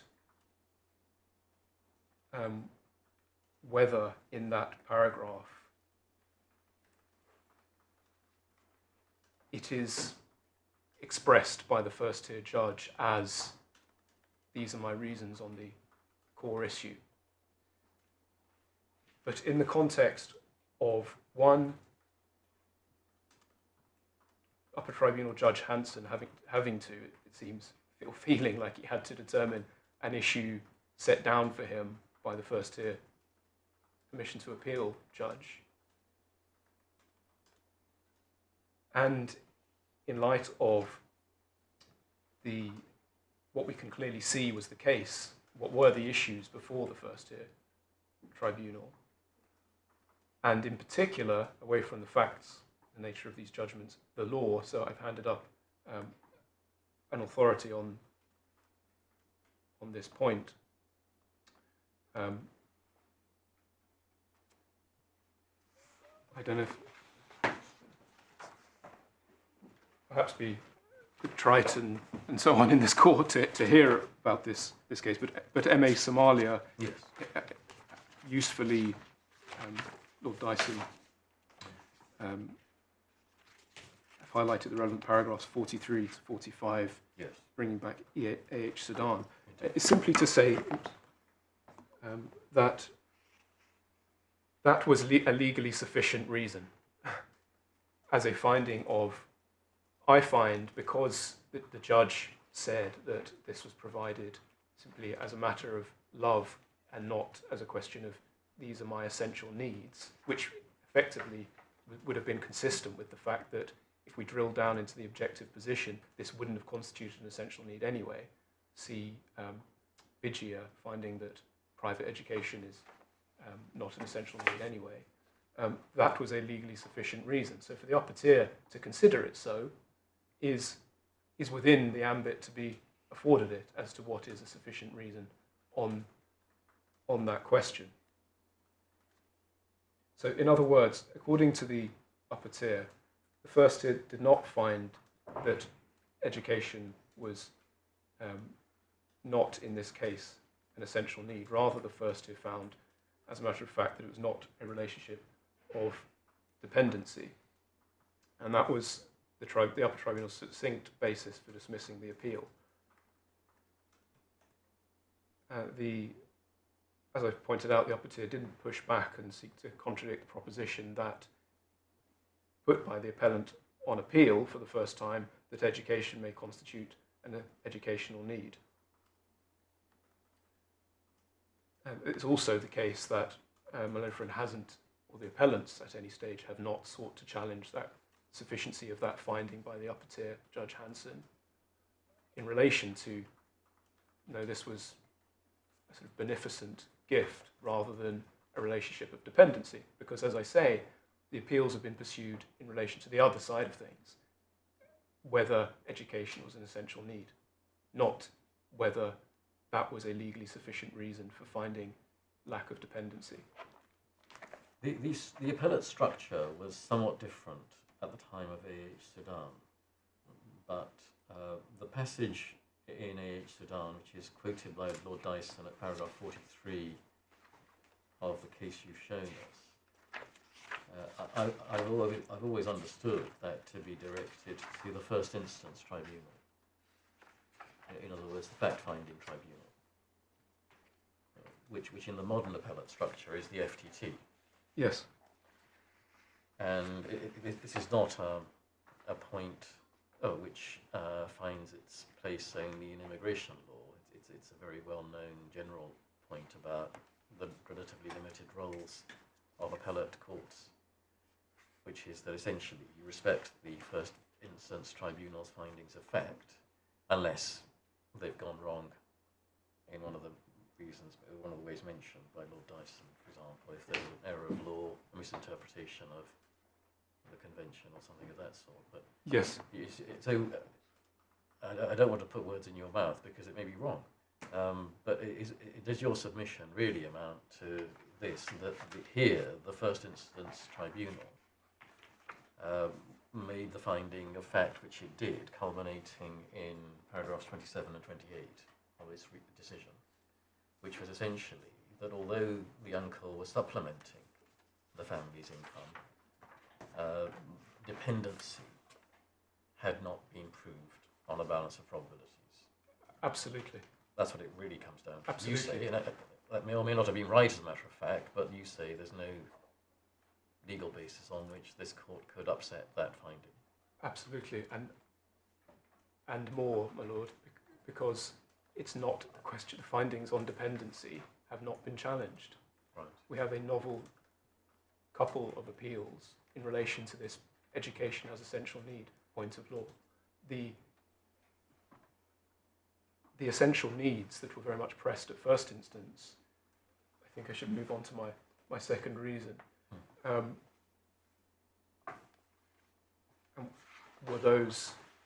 were in relation to food, at the core of what one might construe an essential need. And we see that in the appellant's skeleton at first instance, which is helpfully in your bundle, even though much of the first instance evidence is not, hence I've handed up the witness statement.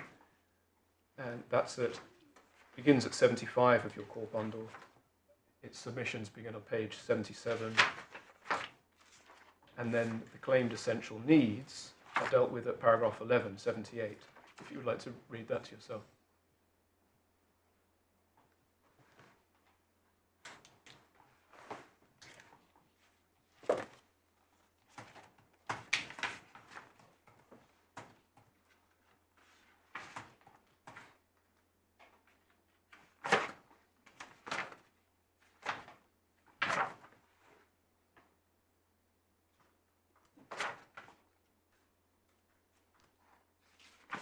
I see.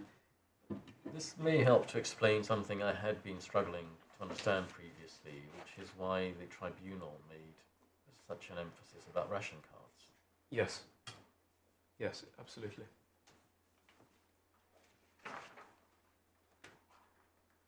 It was put on that basis, we can logically infer, because that was an essential need.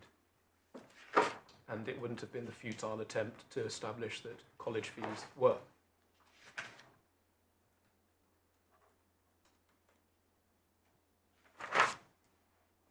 Then there is the witness statement, which we've touched on, and I needn't therefore dwell on, but it's notable that in paragraph 9, where the statement goes back to describe the situation in India.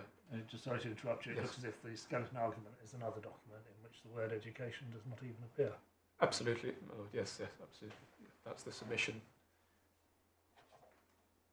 I think why I sort of switched on to this second reason at that point, my Lord Justice Singh, is that paragraph 27 is the culmination and the focus of the findings and the conclusions on dependency, because that is where the claimed dependency in relation to food is found, and education is this additional benefit final sentence, which is also caught up in the mix, has perhaps led to the appellant excitedly wanting to challenge that, but the focus was on food, and in relation to food, it wasn't obviously, how could it be a finding of that's not an essential need, it was a finding of a lack of dependency. I'm sorry, Mr. Taburi, you were just telling us about the significance of paragraph 9. Yes, in the witness statement. statement. Yes. And what's the headline point you're making? Headline point, it doesn't describe education. It includes the reference it simply doesn't touch on it. That is the area of the matrix of facts where it would appear, and it doesn't. Contrast paragraph 10, he's come to the UK by that point, and it states clearly, my uncle substantially contributed to my UK college fees and living expenses. So where it's there, it's covered. It's a good statement in that sense. Thank you. Then we've also heard, and I've just added it to my list so you know where it sits in this submission, what the first tier tribunal record as being the oral submissions before it, paragraph 10, and its subparagraphs, which are at 68 and 69 of the first tier tribunal, devoid of mention of education.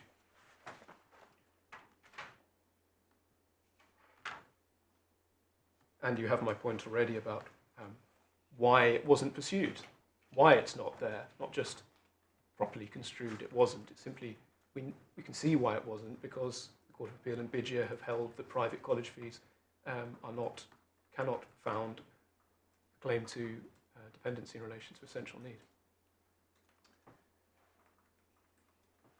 So the third and final point is just in relation to ground 1 is the nature of this challenge as it has become in terms of lack of reasons, etc. A friend refers to Moneke.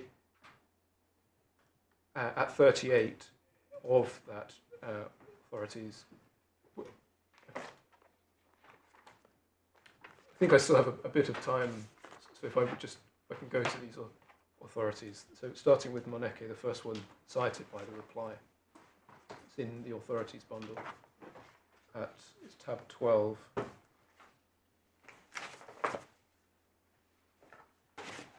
Yes. Paragraph 38. Yes, this 38 is where one finds the statement that it's I think 9 lines down, beginning, it should particularly, but it is of particular importance that such fact-finding is rigorous. It should particularly cover the factual question of dependency, as well as those considerations that are relevant to the exercise of Regulation 17 for discretion as to whether to issue a residence card, which is not relevant.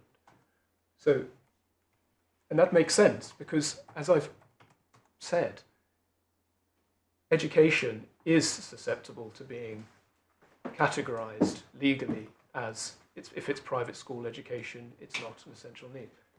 A relationship of dependency is very much requiring vigorous, rigorous fact-finding. It doesn't assist the appellant to say, quite apart from everything I've said so far, the upper tier judgment and the first tier judgment lacked that in relation to whether education was an essential need, because it's not susceptible to the same approach that this authority is requiring for the dependency question. And we see the same point in relation to the next authority, perhaps even more clearly than Moneke, the upper tier. This is SM India, Lenefrin relies on in his reply, Lord Justice Sullivan at 28. Which tab is that? Or page? It is 107 of the PDF, so I can just tell Thank you you much. what that turns into.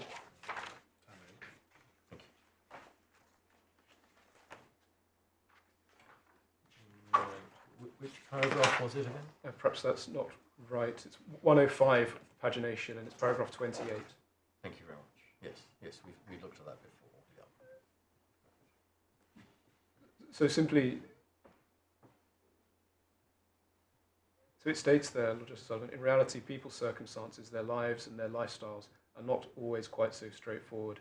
Any attempt to draw a bright line between determining whether an applicant has a need for material support to meet his essential needs and where there is recourse to support is best considered not on the basis of hypothetical examples, but a case-by-case basis. So temptation is to read in mere before recourse, but I don't need to. The point is contrasting need and simple recourse.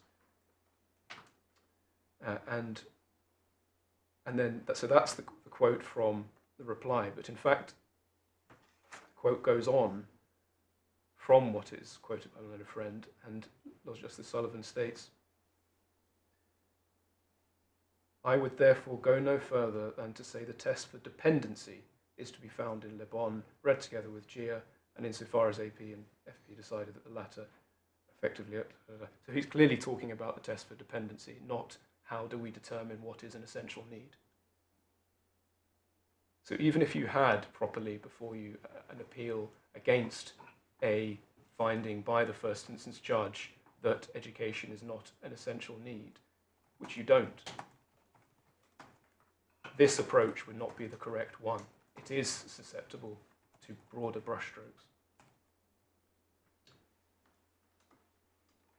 And I've taken you to Bigia and the point about private education already. So that is ground one, my lords. For those three reasons, it must fail. Turning to global or singular, which I can deal with much more briefly. So the appellant skeleton 18 argued that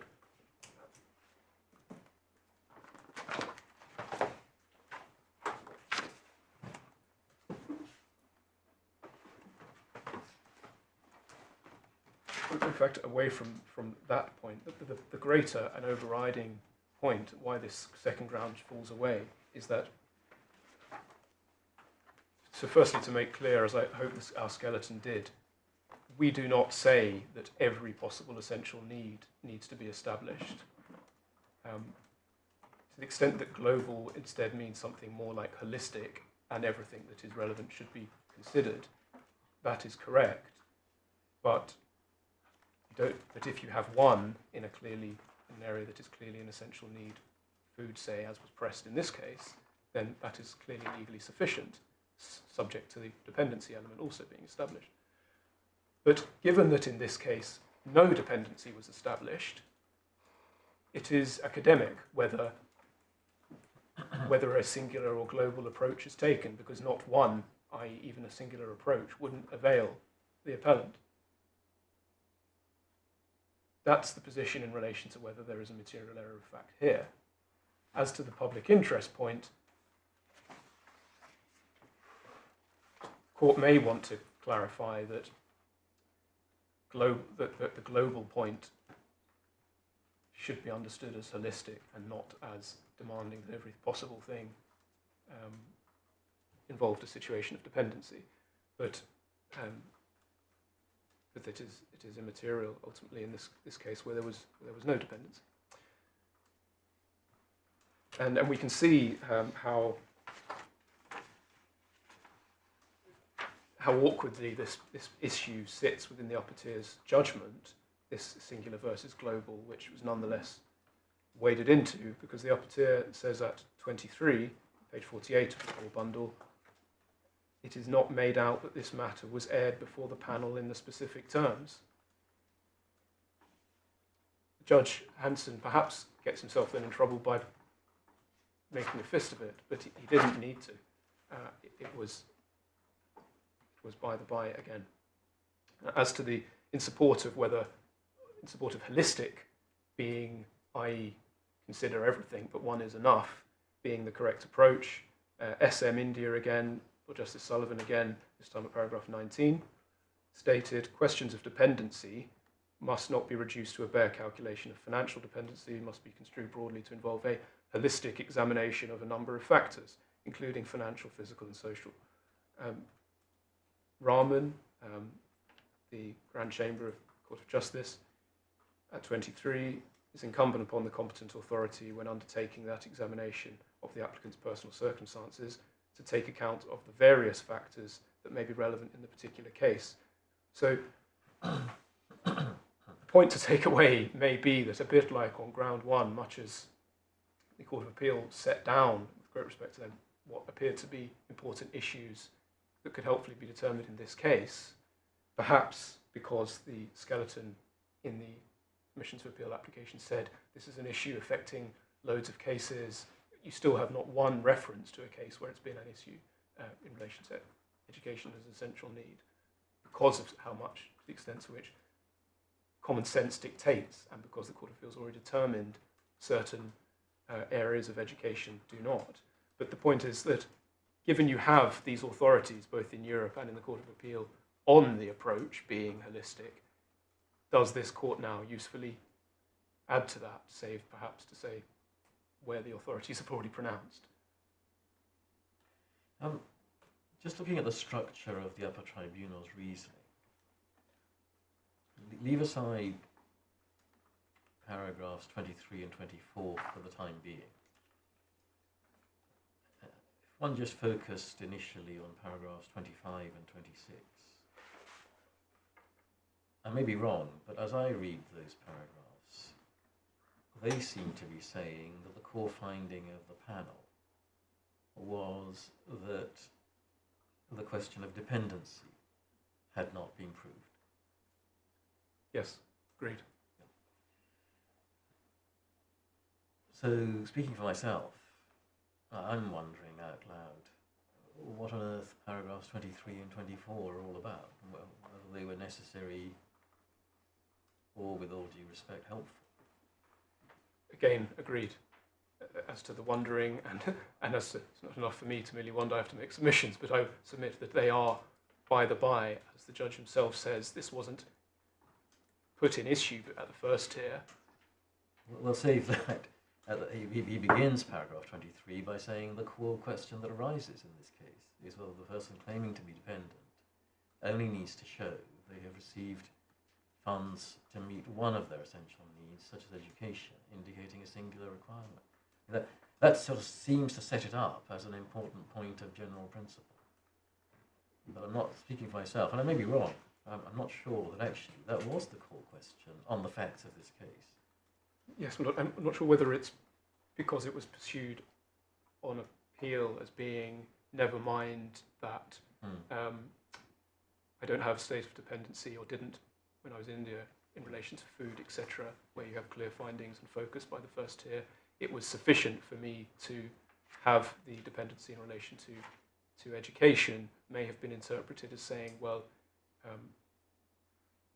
that's not enough. But I mean, it's a wrong turn, and it certainly doesn't affect the judgment, because as we see, the focus in the first tier is on dependency, and dependency in relation to food, Yes. albeit there's a sort of ancillary reference to additional benefit, education. Yeah, but if insofar as we may have to comment on the correctness of what's said by the upper tribunal at paragraphs 23 and 24, and I stress if and insofar as we may have to, I'd certainly welcome your assistance on the point of principle. If one just takes, not this case, but just to test the point of principle, let's suppose that a human being, and it's really an obvious statement, has a core package of basic needs, essential needs. Food, shelter, clothing. Let's just confine ourselves to those and not get distracted by whether education is an essential need and so on. Right? But let's just suppose those are basic needs of a human being. And suppose the evidence shows that there are sufficient funds to buy clothes and provide shelter, but not to provide food. Now, on one view, it could be said, well, that's a singular approach. But speaking for myself, I'm having difficulty in understanding why it matters. If one of the basic essential needs cannot be met, except with the funds of the outside sponsor, why isn't that enough? I agree, my lord. It is enough. Thank you. It is enough, and we should be clear about that. And the skeleton sought to make that clear. Yeah. And doesn't reflect the way people live, does it? Because if you have a certain amount of money, which is not enough to meet all three of the needs to which my lord refers, you won't spend all of your money on two of them with nothing left for the third. You'll box and cox as best you can. Yes. Yes, absolutely. Yes, quite. I mean, it probably is fair to say that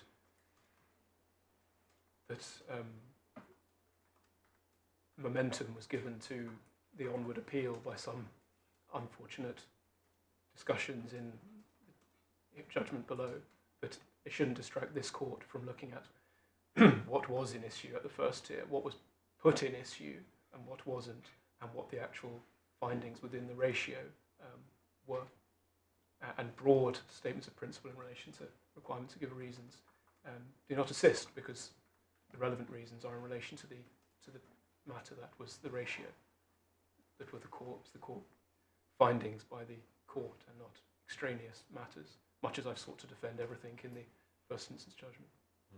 Yes, thank you.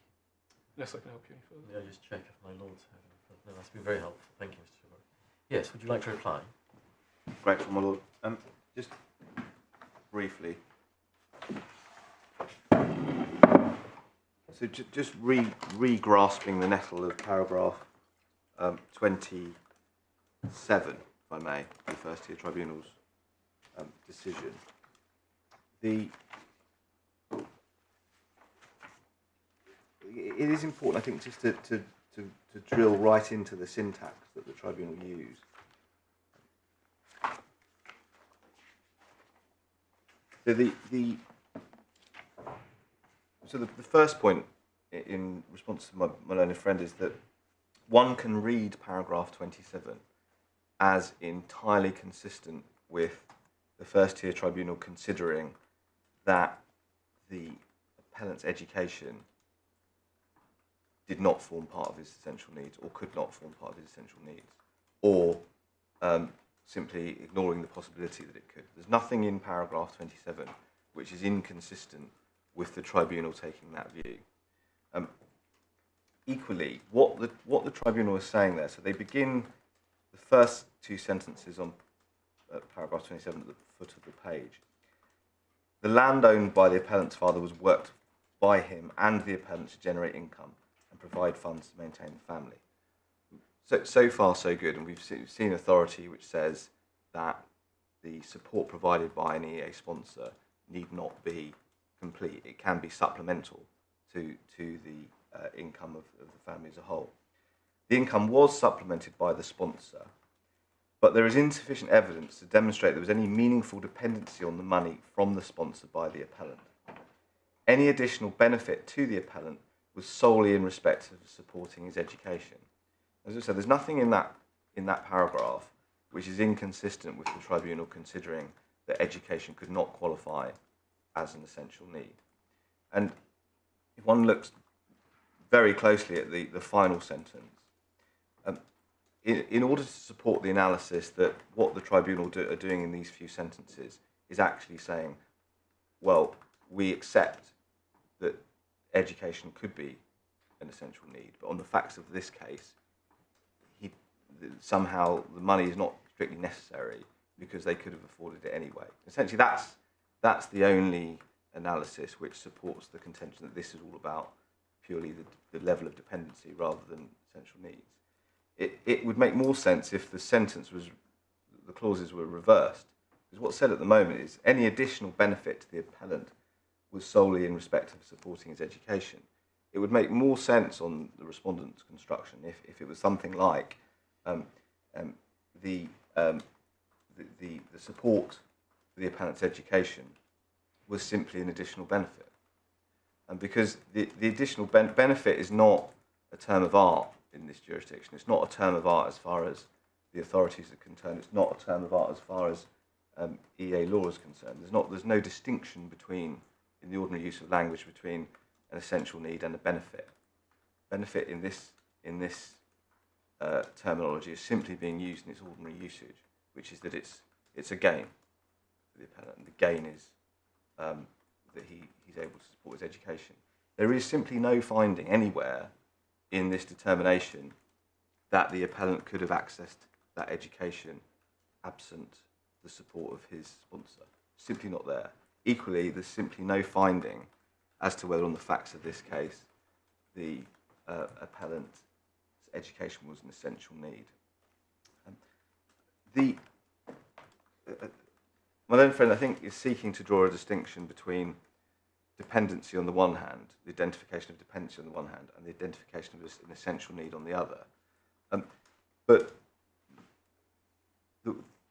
that is not a distinction that's easy to make, because in order to establish dependency, one has to, first of all, establish what the essential needs are, and secondly, establish whether or not they are met.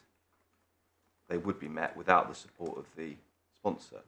And in my submission, it's simply not possible to read paragraph 27 in such a way as provides a sustainable reasoning that this is simply about the level of support rather than what the support is for. And again, just looking at that sentence, any additional benefit was solely in respect of supporting his education. Why the use of the word solely in that context? The tribunal could have said something along the lines of the monies were simply used as an additional benefit over and above essential needs. But what they say is it's solely in respect to supporting his education. There is I'll take you very briefly, if I may, my lords, to paragraph, give me a moment. Yes, tab 10 of the authorities bundle, case of Lim, paragraph 32.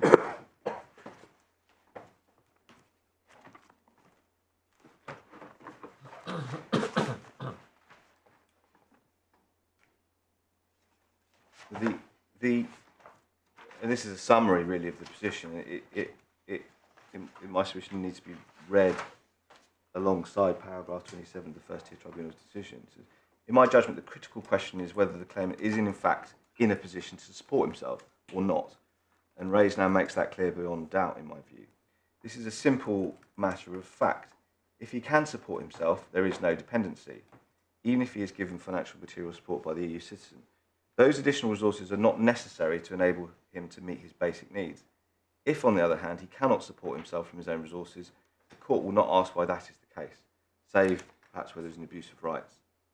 The fact that he chooses not to get a job and becomes self-supporting is irrelevant. It follows that on the facts of this case there was no dependency. But the point is that the question is whether or not one would be able to access the basic or essential need without the support of the sponsor. If one reads paragraph 27 and one asks the question whether or not that's what the tribunal found in the individual case. It's simply, in my submission, it's not there. The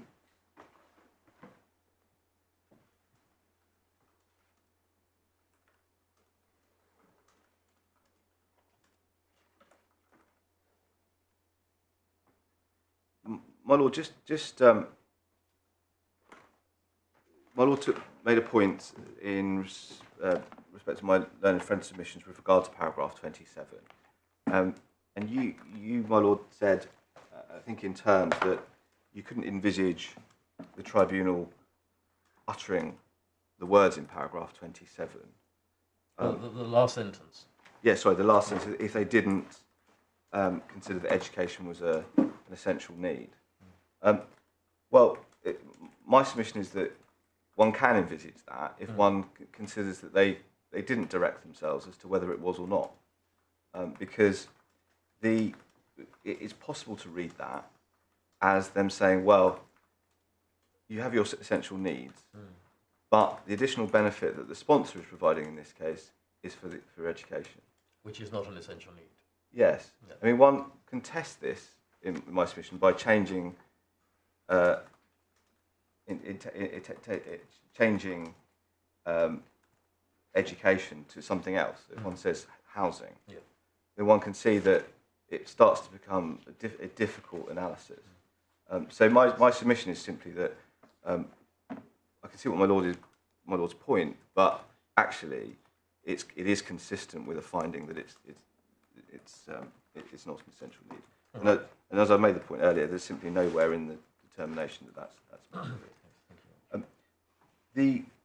my learned friend took you to Bijia and paragraph 36, that case.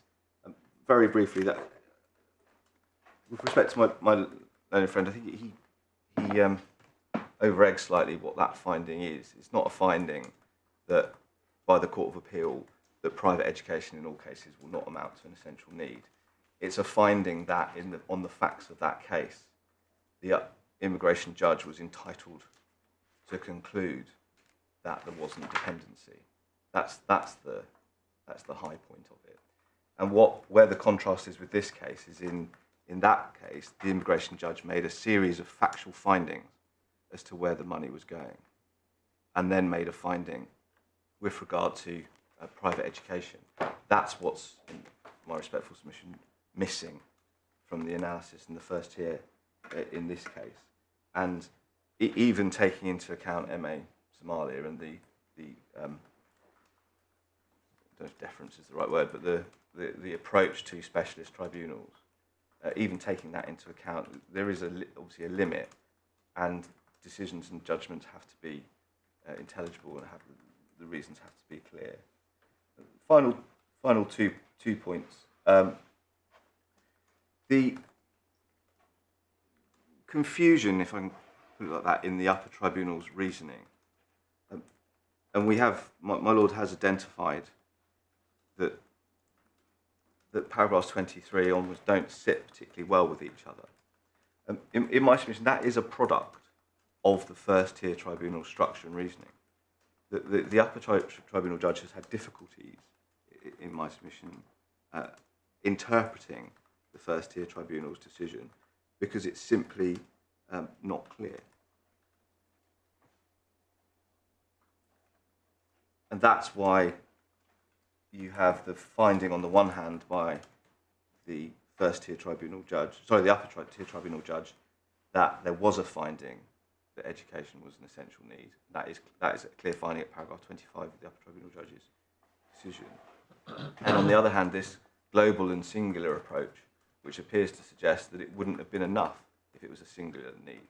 And that appears to be the thrust of the upper tribunal judge's rationale. And then finally, my Lord, the point about the skeleton argument and the witness statement.